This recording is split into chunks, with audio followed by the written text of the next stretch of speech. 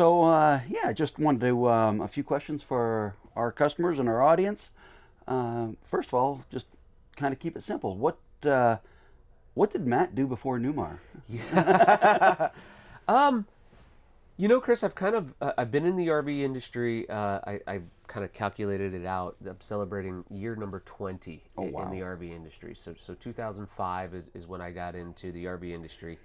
I graduated from a school called Bowling Green State University in Northwest Ohio. Okay. I swam for BG, and I remember telling myself on a cold, wintry, blustery, freezing night that I'm going to move to Florida and I'm going to sell yachts.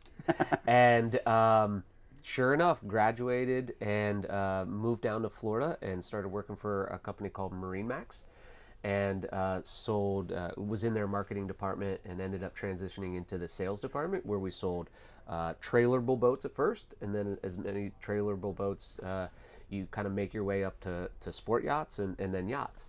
And so I sold a boat to a guy named Mark Holland way back in the day, and he said, "Hey, you ever think about selling motorhomes?" And I said, No, I haven't." And he said, and we had some family friends and mutual friends, and then ultimately they made me an offer I couldn't refuse. And so I'm kind of going way back. So in 2005, I started selling Itasca motorhomes, and gosh, we sold Georgie Boy, we Oh, sold Four yeah. Winds. I mean, kind of dating myself, kind of so you really know that I'm 20 years in the industry. But I always tell this story too. Is I went from a sea trial, right? A sea trial to where I took out a couple or a family, and we had chocolate covered cherries and champagne, and we saw dolphins, drive Yeah. it, while we were on the water, to driving down Highway 19 with a 90-year-old man who could barely see over the Oh, wheel, no. and doing 360s in a church parking lot. So it was a culture shock, right? It was a Yeah. difference, but I say, you know what? I fell in love with the industry, and I fell in love with the people, who not only I worked for, but also the brands. And then, just I played the young grandson role for a really long time. I listened to what these people really liked about their Winnebagos, right? Their Itascas. And from there, just kind of stayed in the business and kind of rode the 2008 crash. But also then, come right around 2012, got a call from Thor Motor Coach. Yeah. And in 2008, Winnebago had what they called their Peak Performer contest. Okay. So in Peak Performer, it's a contest, a sales contest, that it's a product knowledge contest for all the salespeople who sold Winnebagos. We sold Itasca and Winnebagos, and so I ended up making the final four. They flew us out to Las Vegas. It was for a dealer event, and it was the competition where you had to do a walk around, and I actually won that Oh, competition. wow. Yeah, so I had this big Publishers Clearinghouse check, right? For $5,000, and it was really cool because the RV industry has given me a lot. It's given me the ability to pay for my wife's engagement ring, the ability to have her stay home while she raised our two kids, and I love this industry, and I kind of go to that story because my rep at the time for Four Winds was Joel Grimm, Okay. and Yeah. Joel ascended through the Thor ranks and said, "Hey, if I can get the product knowledge champion for Winnebago on our Thor team, then I'm going to do it." And we ended up, we always had a really good friendship. And so I worked for Thor Motor Coach, ended up going to the wholesale side of the business. So from the retail side of the business, Yeah. like Hitch House, and then going over to the wholesale side of the business, in which I had to learn a lot, right? I had to learn how to talk to dealer principals, how to really know the product, to teach the salespeople on the floor on how to sell the particular brands that I repped. And then from Thor Motor Coach, went to Winnebago, Okay. and spent 4.5 years at Winnebago selling Class Bs, Class As, Winnebago diesels. And I tell this story a lot. I was at the Tampa Super Show and I saw an article on RV Business that John Samut was going to retire. And he was the vice president of sales at Newmar. And a lot of people in this industry will say, hey, it's Newmar is an aspire to brand, right? Hey, someday I'm going to own a Newmar. Yeah. And someday I'm going to, buy one of those because of the brand's quality and the brand's reputation and for how they conduct business. Well, the same is true for the RV industry too. It's an aspire to brand for someone like me who has been in the industry and never had the opportunity to work for a company like Newmar. And so when I saw it, I said, I think I can do that position. I think I could do it well. And so, sure enough, Casey and I had some conversations, and it helped that Newmar was now part of the Winnebago family, and ended up for the last 3 years been vice president of sales, and I'm lucky enough to have an incredible team behind me that does really well with building relationships with our dealer partners. And for the most part have had some influence on some of the product that's come out recently, and all of that has just been a blessing to work for Newmar. I mean, considering what we're in right now is just a gorgeous Ventana. Yeah. And the first time I walked into a Newmar in this role, I remember telling somebody at our dealer meeting 3 years ago. I said, these things are a work of art. These things are just gorgeous, and so I mean, from my career, from selling a motorhome to feed my family, right, on the lot, on a gravel lot in Clearwater, Florida, to working in Napanee, Indiana as the leader of our sales division is a long story to your short question. I apologize, but that's kind of what the background is of me being in the industry is. A gentleman of your pedigree in the RV industry, when you picked that up and you were looking at that article and seeing John Smoot's about to retire, I would think you had some choices about where you could have gone next.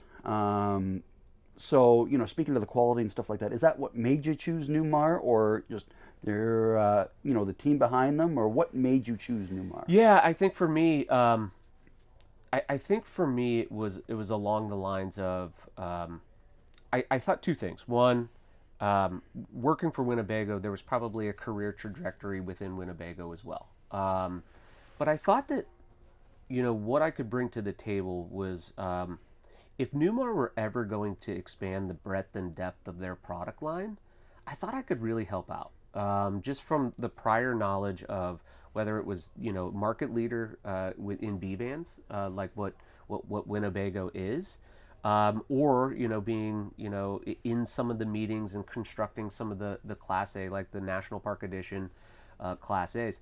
I thought that I could lend some of that if Newmar were to go into other segments, which we have, right? Yes. With the Freedom Aire, and we're always constantly looking at segments in which we can be in and grow market share. And then the other thing too was just the history of what the Millers created, how they did business, from being at dealerships across the country and seeing how the Newmar people conducted themselves. I thought was a really good fit for me, and then ultimately when I got in and I had a plant tour and saw the craftsmanship on how these are made. I just thought, this is a brand that I can fall in love with. This is a brand that I can be passionate about, and this is a brand that I really thought that I could help, maybe even bring some processes in from a sales side to make sure that we are having customers, that the salespeople here at the Hitch House are knowledgeable and can help, and maybe going from a salesperson to a sales consultant, right? Because in a Newmar, there's you need a PhD to read our build sheet, right, Chris? But it's a fun process to spec one of these out. It is when you're when you're sitting there looking at a Ventana like we're in now, or a Dutch Star order form, and you can select $80,000-$90,000 in options. Yes. It's not like some of these other brands where it's what color do you want, and You you get left two lacking. choices, right? Yeah. Uh, Dark and light. yeah. And that's it. Yeah. But you can really get into the customization aspect with this, Yes. and you have a great team to help with that as well. I do. Our production team. And we talked last night at dinner, right? We said, I call what we do customizable luxury, and customizable luxury means that we do things like specials, and we could build you your custom Newmar if you wanted to, but also dealers can too, right? So dealers can put an exterior paint that nobody else has in the industry. And that's what attracted me to this position is how can we be different from the rest of the, let's say, even diesel competitors, to the Class A gas competitors, because we sell Baystar Sport, to the toy hauler competitors. How do we really differentiate ourselves? There's a lot that you can do when you purchase a Newmar. And so you can be one of one. You can have King Air floors, right? It's the only thing I allow, to come down from a King.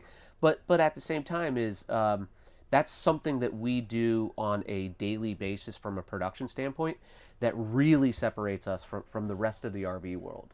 And I think when you get to a price point and the quality that we strive to deliver on a consistent basis, I think that's what the customer ultimately wants, is that personalization. Yeah. And, speaking of that, Newmar's future. And if you can give us some little tidbits about what's coming down the pipeline, that'd be awesome. But where do you see Newmar going in the... I think Casey would... I'd get a phone call here pretty quick if I could. But I think for us, it's twofold. And it's not a shocker, right? It's continue to be the luxury leader in the diesel space. We are now the number one market share leader in diesels sold in the industry, which hadn't been the case for a really long time. Not saying that was me. That's the hard work of our team, and that's just a progression of the customers knowing who Newmar is and the ability to find it and purchase it. So we're super proud about being number one in the diesel space. I think we have to improve on our gas too. I think that maybe there's an opportunity. I always say, how can we skate where the puck is going, not where it is? So for us, we love getting feedback from our country club members, from our dealer network, whether it's a dealer council or even sales personnel that are out in the dealerships. Hey, what does that next generation want, or what is the next thing that we can do? So it's continue to build the best and service it better than anybody else. Two hallmarks, two pillars that really separate Newmar from the rest of the competition. And then it's, okay, what are some segments that Newmar's missing? Here's a really good example. Me and Casey and our executive leadership team, we were tired of people going from a 45-foot motorhome into a little Sprinter chassis that wasn't a Newmar. Yeah. And I really think that we couldn't capture that. We didn't have it.